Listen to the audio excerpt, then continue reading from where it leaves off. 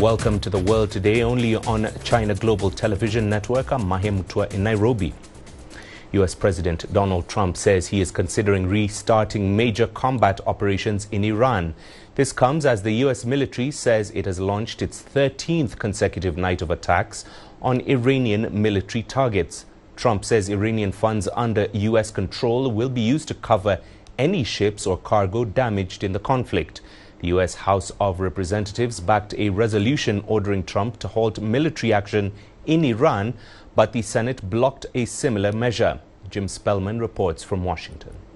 President Trump is threatening to attack civilian infrastructure like bridges and power plants. And in an interview with Israel's Channel 12 News, Trump said he is considering a, quote, massive attack that will be bigger than anything it has ever been.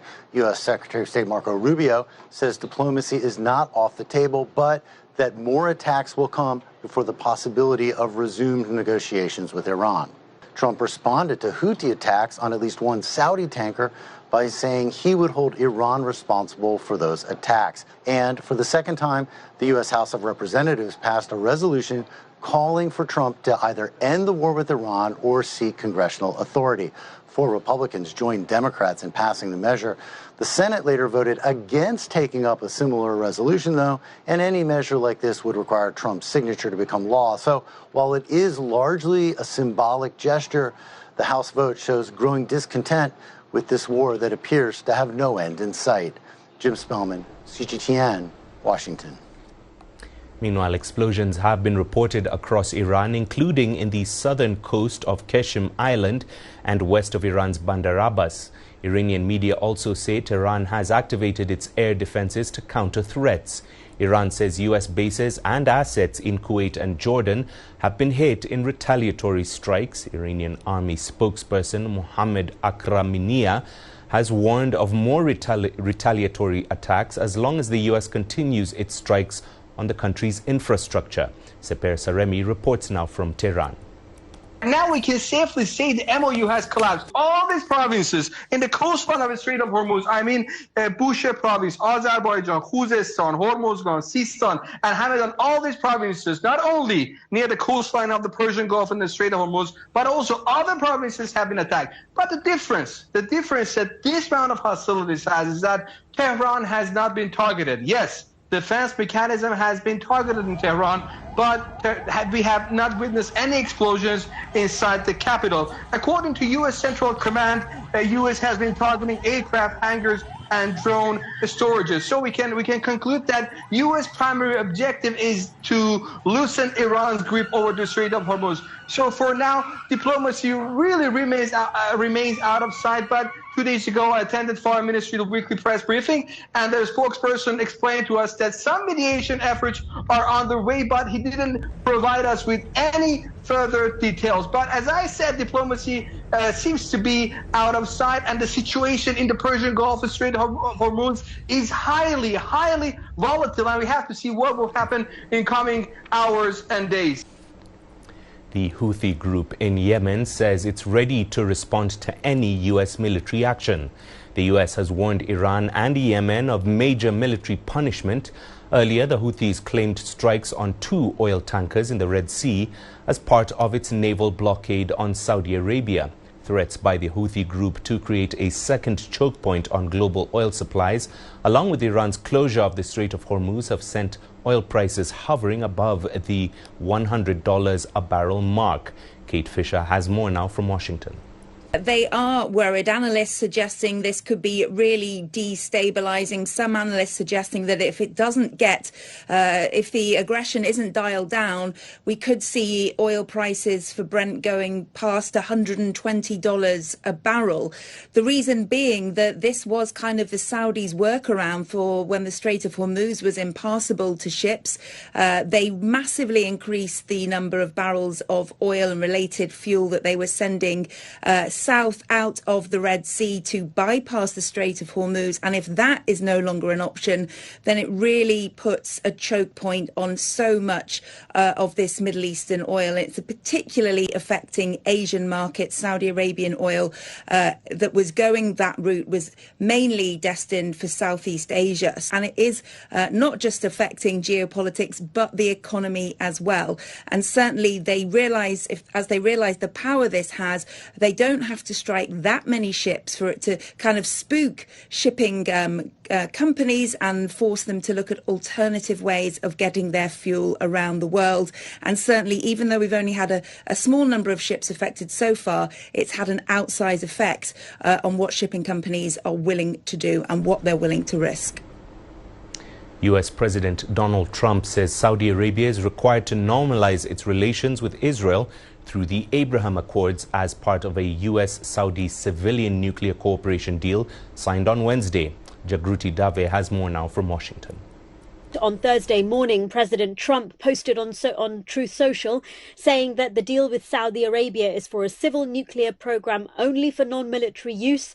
And he said this is totally subject to Saudi Arabia joining the Abraham Accords. This is obviously the series of bilateral agreements signed in 2020 by the United Arab Emirates and Bahrain with Israel to normalize their relations. Now, Saudi Arabia has not agreed to join the Abraham Accords so far because they say they want to see a roadmap towards a Palestinian state first. And this appears to be a new condition for the agreement. This press secretary, Caroline Leavitt, was obviously asked about this in the press briefing that has just finished at the White House. And she reiterated effectively the president's position, saying that the deal is contingent on this condition. And they're continuing to talk with their Saudi Arabian counterparts. With regards to the Saudi nuclear deal, why was that condition not mentioned yesterday when the Energy Secretary announced it? Well, look, the president is always the final deal maker, as you know, and this is something that he has mentioned on numerous occasions going back. I can provide you with those statements, and he has said if they don't join the Abraham Accords, the deal is off. So we'll continue to have those conversations with our Saudi counterparts moving forward. She resisted any suggestion, or denied any suggestion, that this was under pressure from the Israelis. She said not to her knowledge. And she said that the president has not spoken to the Saudi crown prince since he made this post on Thursday morning. So she's effectively saying that the deal is off if the Saudis don't sign up to the Abraham Accords, and that both sides are now talking this over to see. And she hopes that the Saudis will sign up to the Abraham Accords soon following those ongoing discussions. China and ASEAN foreign ministers have issued a joint statement on addressing the regional impacts of developments in the Middle East and strengthening regional energy cooperation. The statement outlines 3 areas of consensus. First, China and ASEAN welcome diplomatic engagement and urge efforts toward peace in existing conflicts, including between the U.S. and Iran. The two sides reaffirm commitment to achieving peaceful and lasting resolutions to conflicts under the UN Charter. Civilians and civilian infrastructure must be protected and entry of humanitarian aid unrestricted. Second, China and ASEAN reaffirmed respect for sovereignty and territorial integrity. They called for maintaining maritime safety and security through existing international conventions. Third, China and ASEAN agreed to exchange information on energy policy and practical cooperation and explore the establishment of cooperation mechanisms to enhance regional energy security and resilience. They will further strengthen cooperation in relevant sectors, from regional power interconnectivity to clean, low-carbon and renewable energy under the ASEAN Plan of Action for Energy Cooperation and China's Global Development Initiative and Belt and Road Initiative. Meanwhile, the United States has announced tariffs of 10 to 12.5% on 60 trade partners over allegations of forced labor. The new measure will take effect on Friday, just as a temporary 10% worldwide tariff expires. It comes as the Trump administration hopes to restore its vision of a near-global tariff under the Supreme Court struck down the U.S.'s sweeping duties of up to 50% in February. The new tariffs will cover nearly all of U.S. imports, but will exempt certain products such as oil, gas, fertilizer and food items.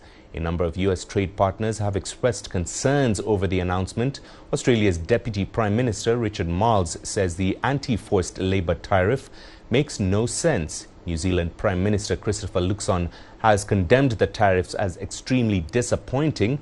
Meanwhile, the Brazilian government has criticized the U.S. for using forced labour as a pretext for its protectionist trade policy. Delhi wildfires continue to sweep across Spain, Italy and France, with more land already scorched this year than the average over the past 2 decades. In southwestern France, tens of thousands of people were evacuated from homes and holiday stays as a wildfire razed 2,000 hectares. Extreme heat and drought have fanned the fast-moving fires. Sarah Coates reports now from Paris. 20,000 people evacuated with this fire spreading extremely fast through this pine forest just west of Bordeaux. Now, these people, they've been taken to emergency shelters. Most of them are actually tourists. There are a lot of campgrounds and that sort of thing in that area, and authorities have had to move them as a precautionary measure just because these fires are spreading so fast. These shelters have been set up and people are beginning to crowd into those places. Now, already some 7,000 acres of land in that area has been destroyed. And we do know that hundreds of firefighters, they're on hand trying to battle this blaze, and they're being assisted by water bombing aircraft, which some of these aircraft are dropping fire retardant on these fires just to simply try and bring them under control. Now, at this stage, authorities believe that this blaze in particular, it may have been started accidentally by somebody using a brush cutter, with internal combustion engines and also electric engines now banned in that area. Now, elsewhere, there is another major blaze that's broken out. This one is just east of Marseille. And over the last hour, authorities have come out to tell people that they're no longer allowed to drink from the public network, saying that the water is now contaminated and it's unfit for public consumption. Now, authorities here in France, they say that this fire season began a few weeks earlier than every other year. And this is being, of course, put down to this string of deadly heat waves, which, of course, has really dried this vegetation out right across the country and caused these fires to rapidly spread. Now, this, of course, is not isolated to France alone. In Spain, people are starting to return to their homes in a village which is just south of Madrid, although authorities there say that that fire is still not under control. While in Italy, in Sicily, this is in the southwest, there are a number of fires raging out of control there. One firefighter has been killed and thousands of people have been evacuated. And that's it for this edition of The World Today. I'll be back shortly with more news from the continent in Africa Live.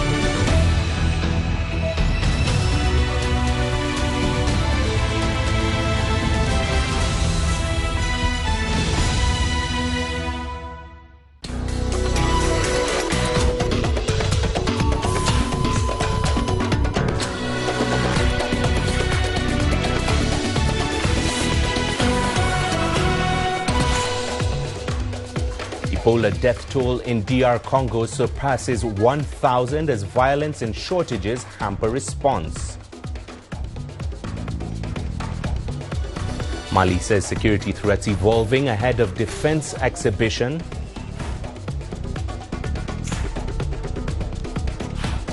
And we look at the Grand Egyptian Museum as it inaugurates a new library. Hello and welcome to Africa Live on CGTN. Wherever you're tuning in, I'm Mahia Mutua in Nairobi. Here's what else is coming up. In business, Tanzania tests investor appetite for first Eurobond in more than a decade. And in sports, World Athletics ratifies Sebastian Sawe and Tigist Assefa's London Marathon world records. Welcome to the program. We begin in the Democratic Republic of Congo. The Africa Centers for Disease Control and Prevention says the number of deaths associated with the Ebola outbreak is now above 1,000. Officials say challenges such as funding and community mistrust continue to fuel the spread. CGTN's Sofia Shimechero has more. The ongoing Ebola outbreak, which was declared on May 15th, has become the fastest spreading ever recorded. Africa CDC says the 2013-2016 West Africa outbreak, which to date is the deadliest epidemic, took about 8 months to reach 1,000 deaths. Now, after only 2 months, the number of deaths stand at 1,033, with more than 2,400 confirmed cases. However, the World Health Organization says the true number of infections could be 2 to 4 times higher than official figures due to challenges in tracking, remote locations, misinformation, and community resistance. So the misinformation, unfortunately, have a higher speed, than the real information. And as we still register a lot of community death, it's meant for us that the community we need to work more to engage on the community. That for me, it is one of the biggest challenges. Another setback is a funding deficit, which is paralyzing containment efforts due to lack of equipment and essential medical supplies. So far, a WHO only required 115 million, and we only receive 49 million that has been mobilized. So that means we still have a big gap. I can say that where the international community really can be supporting the financing of this outbreak to mobilize the funding so we can close that gap. Unlike most other Ebola variants, the rare Bundibujo strain has no approved vaccines or treatments, also complicating outbreak response. A small number of experimental vaccines and treatments are currently under review. The WHO recently launched patient enrollment for the Partners clinical trial in the DRC to test the efficacy of 2 main antivirals. Sofia Shimechero, CGTN. At least 16 people have been killed in eastern DRC following a deadly attack on a gold mining site.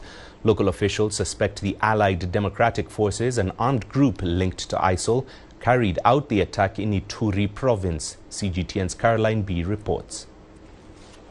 Grieving families gathered at Bella Health Center searching for the bodies of relatives killed in an attack on the nearby Kikundo gold mining site. Suspected ADF fighters stormed the mining area on Wednesday. My brother-in-law was among those killed. Everyone there was working in the gold mine. They were slaughtered while doing their jobs. A local chief says most of the victims were artisanal miners who were targeted while digging for gold or operating mining equipment. A nurse who saw 8 bodies arrive from the scene of the attack described the sight as horrific. The victims were killed with machetes. None had gunshot wounds. Their throats had been cut and their hands tied. The attack happened near the border of Ituri and North Kivu provinces, where armed groups have operated for decades in the mining-rich region. Many residents were forced to flee to nearby communities. What's surprising is that we have never had the Congolese army fire back against those attackers. The ADF may be fewer in number, but the army isn't engaging them. kukutana nao. Local media reports that UN peacekeepers were deployed to the area to support security patrols and help protect civilians. The latest killings are part of a growing pattern of small-scale attacks in recent weeks.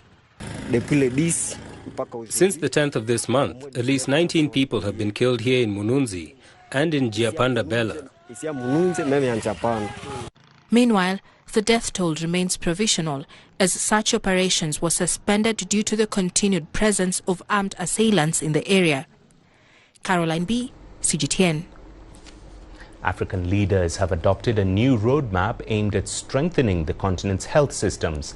During the 20th extraordinary session of the African Union Assembly on Health, they committed to increase domestic investment in healthcare, expand access to essential services, and accelerate progress toward universal health coverage. CGTN's Nabil Ahmed Rufai reports from the Ghanaian capital. Africa is facing a defining moment regarding its healthcare systems. As international funding declines and donor priorities change, governments are being urged to take greater responsibility for financing health services. Africa still carries the heaviest burden, and as external funding declines, we risk losing ground. The same challenge runs through maternal health, tuberculosis, malaria, neglected tropical diseases, and rising non-communicable diseases. The funding challenge was at the center of the AU Health Summit. Leaders endorsed the Accra Declaration, promising to mobilize more domestic resources, strengthen primary health care, and reduce the continent's dependence on external aid. The pledges we make this afternoon must be physical, not lyrical. Through the African Leadership Meeting commitments and the Program for Financing and Investing in African Health, through debt for health arrangements, solidarity instruments, and protected budget lines that survive electoral cycles. The commitments come as many African countries struggle to balance rising healthcare needs with limited public finances. African countries are under growing pressure to invest more of their own money in healthcare. But there are concerns that many are still spending below the 15% of the national budgets that leaders promised under the Abuja Declaration more than 2 decades ago. But health advocates say increased spending alone will not be enough. They argue that governments must also direct resources toward proven interventions that save lives. Prioritizing effective interventions is really one of the things that we're pushing for. We know what the interventions are that work for women's, children's, and adolescent health, making sure that there's skilled birth attendants, making sure that we're investing in sexual reproductive health and rights.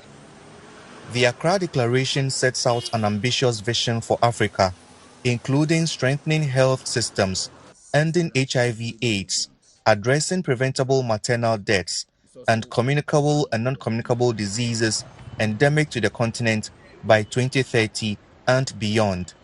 But experts say for millions of people who rely on public health services, its success will ultimately be measured not by summit promises, but by the actual investments that follow.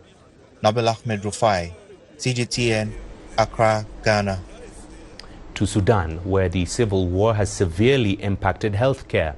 Cancer patients in the country are now struggling with skyrocketing medication costs, forcing them to delay treatment amid other challenges such as power cuts in hospitals. Here is Sophia Shimechero with more. Naila Hamad has cervical cancer. She used to get her medication to supplement her chemotherapy free of charge.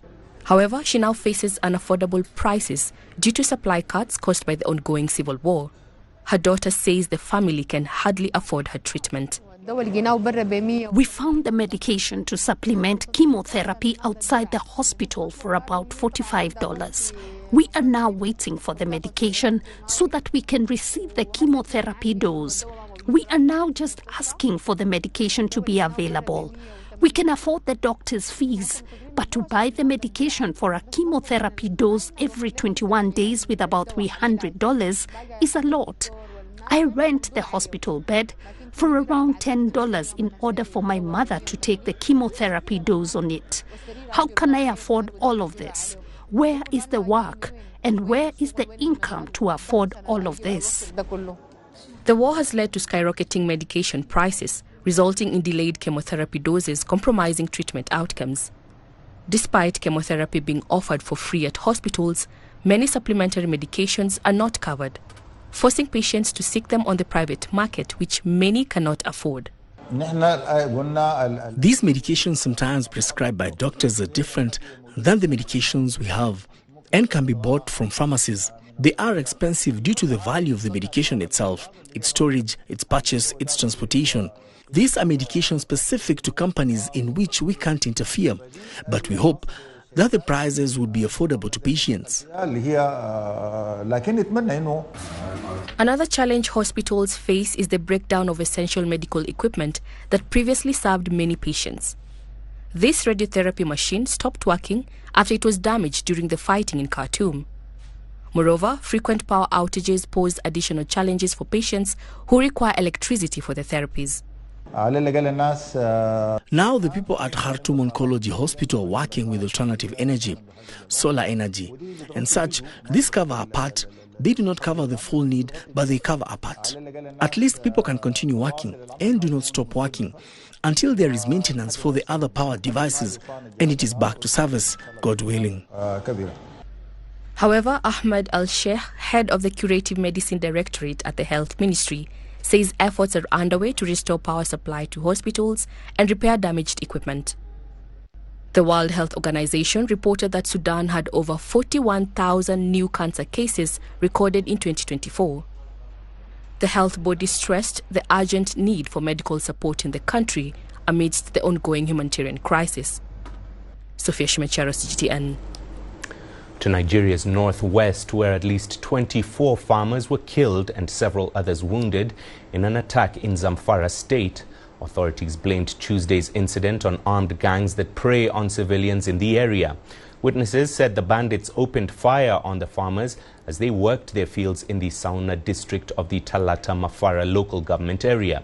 Zamfara is at the center of a security crisis in Nigeria's northwest, where armed groups frequently raid villages, kidnap residents for ransom, and steal livestock. Nigeria's President Bola Tinubu has approved the recruitment of 28,000 additional military personnel to strengthen national security. This comes as the country grapples with insurgency, banditry, and widespread violence. Last November, Tinubu declared a nationwide security emergency last November, further pledging to acquire more military equipment and improve troop welfare.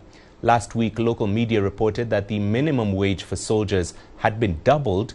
It has shot up to 100,000 naira, about $72 a month for the lowest paid troops. This recruitment comes alongside an ongoing drive to hire 50,000 police officers. The violence in Nigeria placed the country under increased international scrutiny, drawing criticism from U.S. President Donald Trump, who said Nigeria's Christians were being persecuted. To Mali now, officials say the country continues to face security threats that are rapidly shifting as insurgents use multi-front strategies and advanced technologies like drones. This comes as the country launches preparations for a security conference scheduled for November in Bamako. The Sahelian state has been battling insurgency for over a decade now, heavily concentrated in the northern and central regions. CGTN Sophia Shimechero reports. These attacks aim to create a climate of fear amongst the population, to weaken the institutions of the republic, and to undermine the sovereignty and territorial integrity of the nation. Mali recently faced another series of coordinated attacks this month across northern, central and the southern region, including assaults on military positions and an ambush on an army convoy where at least 50 soldiers were killed by Tuareg separatists and fighters affiliated with Al-Qaeda. General Diarra says the country and its alliance of Sahel states partners are facing what he described as armed, economic and information terrorism. Armed terrorist groups have changed their methods. They now use ever more sophisticated technologies involving drones, improvised explosive devices, information warfare, cyber threats and cross-border cybercrime. The minister, however, notes that security forces supported by the AES Joint Force, the Africa Corps and Russia continue to counter the threats through coordinated military actions. This comes as Mali prepares to hold the second Bamako International Defense and Security Exhibition in November, a forum that brings together governments, defense companies and security specialists as Mali seeks to strengthen military cooperation and modernize its defense capabilities. Sophia Shimechero, CGTN. Over 100,000 immigrants have left South Africa in recent weeks in response to ongoing protests by anti-migrant groups. Those groups say they are only targeting undocumented illegal immigrants. However, immigrants that have been living and working legally in South Africa are also now deciding it's best to leave. And that is beginning to impact key industries like the clothing and textile sector. CGTN Sumitra Naidu explains. Newcastle is a small industrial town in the KwaZulu-Natal province of South Africa. The town is best known for its steel making, as it is home to the largest steel production plant in the country. But Newcastle also has a thriving clothing and textile sector, with over 300 factories based in two main industrial zones of Matateni and Riverside. In the 1990s, government incentives drew Taiwanese and Chinese investors to manage CMT factories in this area. The industry attracted skilled labor from neighboring countries. Today, the situation has changed significantly. This factory in Matateni has lost a quarter of its workforce. Difficult time for the Newcastle clothing and textile sector. It's a sector that depends heavily on skilled labor coming from other southern African countries. As you can see, a lot of the machines are lying idle here because many of the foreigners have left. Because I also short some skilled workers now, so my production is not like before being running smoothly. And it affects my delivery as well, because maybe before I can deliver on time, but now maybe I have to be rushing too tightly, so it's impact one. Number two, I think it's maybe we're starting training in the time, but if training the people maybe affect my quality and my efficiency, all those be affected my business. Some clothing retailers have apparently shifted their contracts to Lesotho and Swaziland. Suppliers are under pressure to fulfill seasonal orders ahead of spring, adding further strain to a local clothing industry that was slowly emerging from years of decline.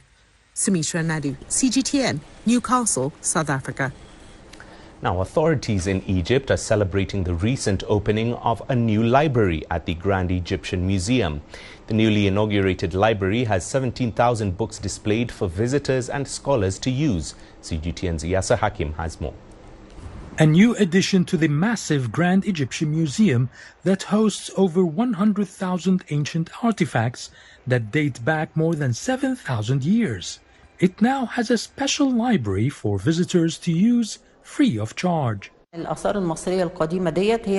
ancient monuments belong to the world, not just Egypt. The aim is to allow everyone access to information. Books written by prominent archaeologists and Egyptologists from around the world, and rare sources like books from the French archaeologist Champollion, as well as books by Carter, the man who discovered the Tutankhamen treasures. We have books from prominent scientists from Germany and other countries that date back to the 1800s, speaking about ancient Egypt. Most of the library's 17,000 titles are being transferred from the older Cairo Museum in downtown. Topics include ancient Egypt, culture, heritage, architecture, and the science of museums. The library here is not just a bookstore for visitors, but it serves the purpose of supporting researchers in history and Egyptology. The venue will organize activities like lectures, seminars, and book reviews, and be the go-to place for scientists and scholars. France played a significant role in establishing this institution. France has provided a lot of support to develop this library and bring up to global standards the display units, technology, management systems, and even the design of the library. They have provided support through funding and consultation. Besides the 17,000 books on display, there is room for expansion. Specialized scientific committees have been formed to approve any book entries at the library to ensure its credibility. 25 ambassadors have pledged to gift valuable books from their countries as well. I expect the number of books here to multiply several times in the next few years. Experts reiterate the main aim of this library is to preserve the heritage of Egypt through time. Yes, Hakim for CGTN, Cairo. Time for a short break. Here's what's coming up in business. Tanzania tests investor appetite for first Eurobond in more than a decade.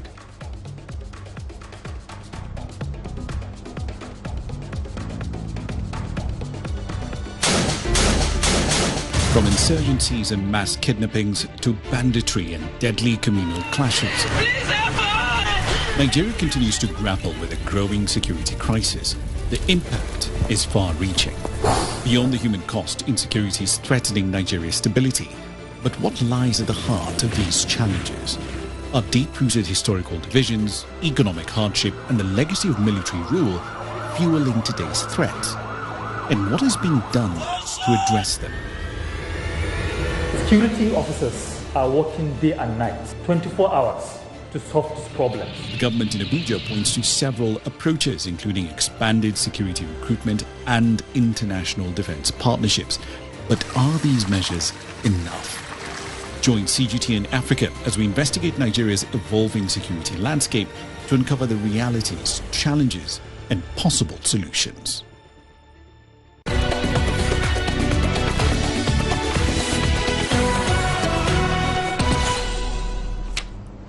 Welcome back. Now, Tanzania is considering a possible Eurobond sale to help meet its external borrowing requirements of approximately $1 billion. Finance Minister Khamis Musa Omar said a Eurobond was an option if market conditions were favorable. The potential issuance would sit alongside concessional loans and the country's first offshore shilling-denominated bond. The latter is due to be launched this Friday on the London Stock Exchange with the International Finance Corporation, the World Bank Group's private sector lending arm.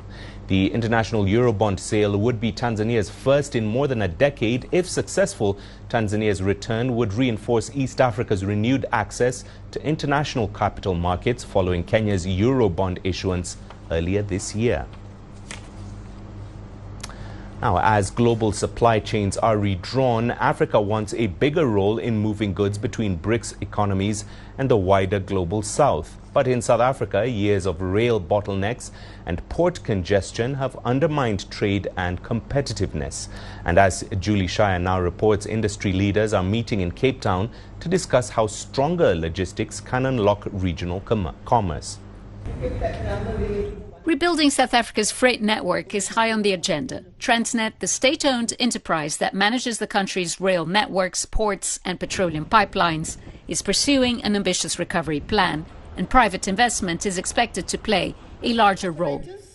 Its CEO, Michelle Phillips, unveiled a nearly 130 billion rand investment program aimed at modernizing rail, improving ports and restoring confidence in the country's logistics system. Really, it's about getting the trains moving faster, with speed, making sure that we don't have the kind of derailments that we've been experiencing, protecting the network, replacing all of the copper cabling that we have and overhead cabling, and replacing signaling systems that have been stolen.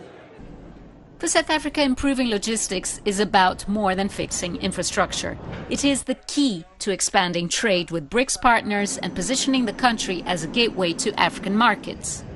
Achieving that, delegates say, will require stronger public-private partnerships. The government can't invest in isolation, so we need the private sector to actually play its part. And you're getting key stakeholders coming in that are bringing in the necessary muscles to execute some of these big strategic projects that are required. The discussion also comes as the African Continental Free Trade Area works towards eliminating tariffs on most goods across member states. We're working out a modality where the tariffs can all be zero. at least from what the heads of state and government have said to us, by 2031, 1st of January 2031. But industry leaders warn that tariff reductions alone will not transform African trade if freight continues to face costly delays at ports and border crossings. One of the biggest challenges we've had is the unreliability of transit time. You look at Europe, you can move goods all over Europe and there are no borders, and that's what we want in Africa. Reliable supply chains are also becoming critical beyond trade, particularly in healthcare, where delays can disrupt access to medicines and vaccines. We need seamless transitions, particularly when you're doing a lot of handovers between a pharma manufacturer to the time in which it reaches a patient at the clinic. So making sure that seamless transfer is there, that we don't lose traceability and be able to track medicines and vaccines as they're making their way through that entire ecosystem. South Africa's ports and railways remain central to the country's trade ambitions, with Transnet targeting 250 million tons of freight by 2030. The challenge now is turning investment plans, private partnerships, and regional trade reforms into faster, more reliable supply chains connecting Africa with BRICS markets and the wider global south. Julie Shires, CGTN, Cape Town. The ambitious $25 billion Nigeria-Morocco gas pipeline has cleared a massive hurdle. ECOWAS member states have signed an intergovernmental agreement unlocking the legal framework for the long-delayed mega project. The pipeline will transport 30 billion cubic meters of natural gas annually through West African nations, with half the volume destined for Morocco and European markets via Spain. CGTN's Deji Bademosi reports now from Lagos. Stretching nearly 6,000 kilometers across 13 West African countries, the proposed Nigeria-Morocco gas pipeline promises to fundamentally reshape energy flows into Europe. By signing the agreement, ECOWAS nations have locked in their full commitment to the governance framework. For Nigeria, this is the ultimate gamble to monetize its massive untapped gas reserves. Many African countries will benefit tremendously from the availability of gas before the gas gets to Europe. When gas is passing through some of these African countries, obviously there will be an uptick of the gas, and it means that Nigeria will be a major supplier of gas. For these transit nations, a consistent natural gas supply is the missing link needed to trigger industrial and economic development. It means that Africa will be self-sufficient in terms of gas production, in terms of gas distribution, and in terms of retaining Africa's wealth within Africa. So that is a major boost for the African economy. But Nigeria faces a steep climb. While holding 200 trillion cubic feet of proven natural gas reserves, its current daily production is a fraction of the 30 billion cubic meters needed annually to feed the pipeline. Upstream output must skyrocket. It is estimated that the project will not fully come on stream until about 2046, which will mean that it may take another 20 years or more before the project can actually be fully realized. So, but at that point, it is hoped that we will be able to develop gas infrastructure. There are multiple things that need to do. There need to be new gas sources which needs to take place upstream that will account for the gas that will pass through that route. Then they are going to have to build the pipelines itself. This thing takes time, and there will be hurdles in every step.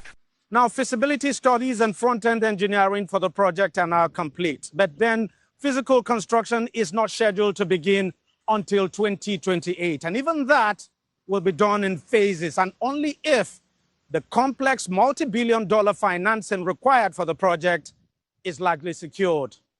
Deji Bademosi, CGTN, Lagos, Nigeria.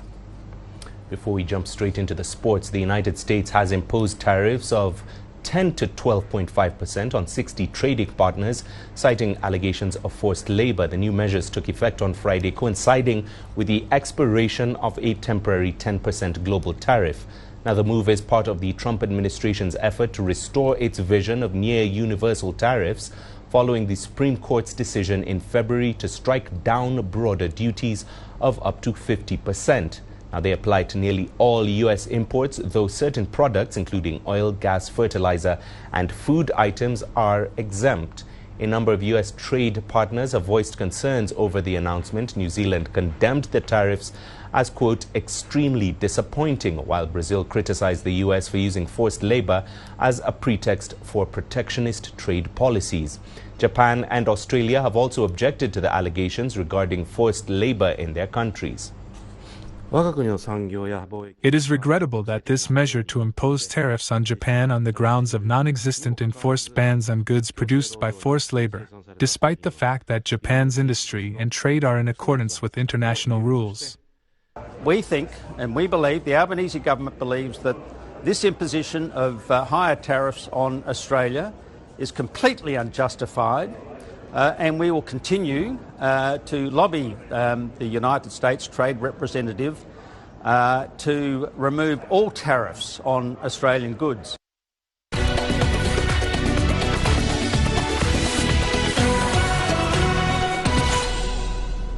Time for the sport. World Athletics has ratified the world records that Sebastian Sawe and Tigist Assefa set at this year's London Marathon.